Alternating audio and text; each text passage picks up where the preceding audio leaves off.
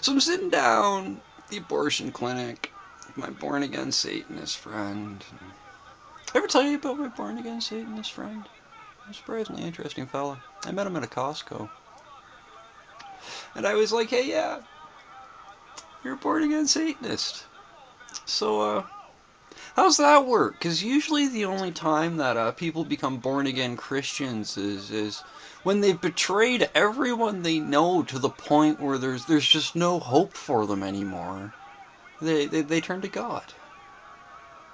Because no one else will talk to them.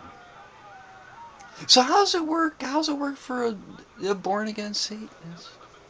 And he says, well, you know, it's funny. I was born in a traditional satanic home. I had a traditional satanic upbringing. I sacrificed the family pets and ate hobo hearts and, you know, traditional, as I said.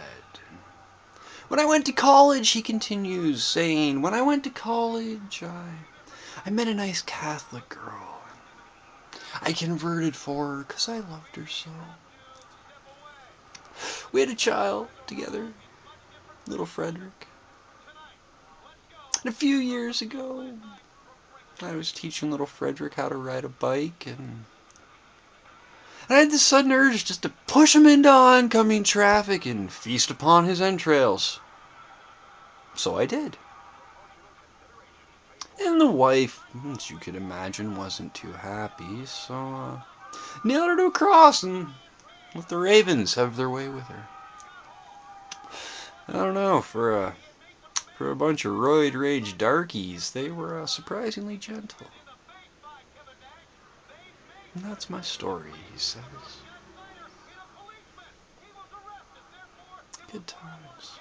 So I'm sitting at the abortion clinic with my born-again Satanist friend, and he's playing some wicked rock guitar, and I'm handing out flowers and thanking these women for supporting the voluntary extinction movement.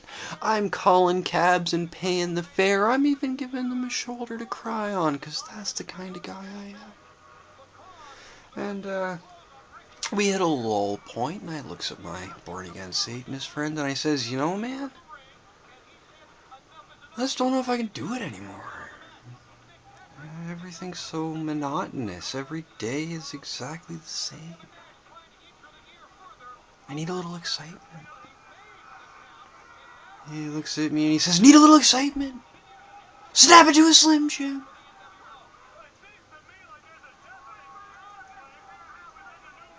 I says, no, I don't think I'll do that.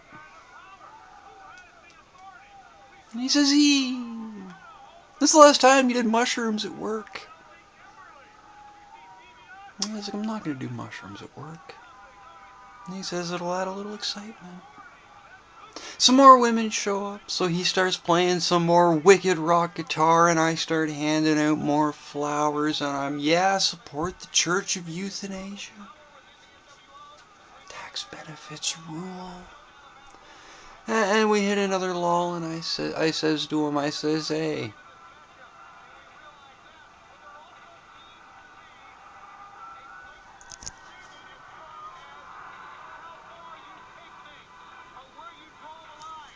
it's kind of a tragic sight, isn't it?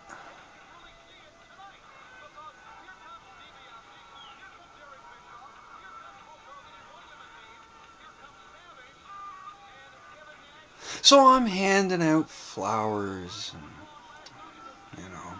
giving hugs and stuff. And we hit another lull, and I looks at my born-again Satanist friend, and I says, hey, do you know where I can get some MDMA? And he says, yeah, I got some. I says, how much you want for it? He says, suck my dick. I says, let's find a gas station bathroom. So we finish up what we're doing, and we goes to the gas station, and we get in the bathroom, and he says, alright, when I finish, I want you to look me in the eye and say, my, what a lovely tea party. And he drops his pants, and I stab him in the throat and steal his drugs. I get to work, I take said drugs, and I'm like, wow, these drugs suck. I can't believe I stabbed somebody for these. 20 minutes later, I'm standing on top of the ice cream cooler wearing a bathrobe. I got Cheetos powder smeared all over my body, a 4-liter jug of milk in one hand, and one of them electronic cigarettes in the other. This customer comes walking in and they look up at me and I look down at them and I says, "Greetings to you, claymation zebra. No doubt you've become bipedal because you've heard of my divine elixir." Claymation zebra looks at me and he says, "Hey, yeah, Jesus, been a slow night." And I takes a big swig of milk and I spits it in his face and I says, "You will address me as the Lord of the bovine?"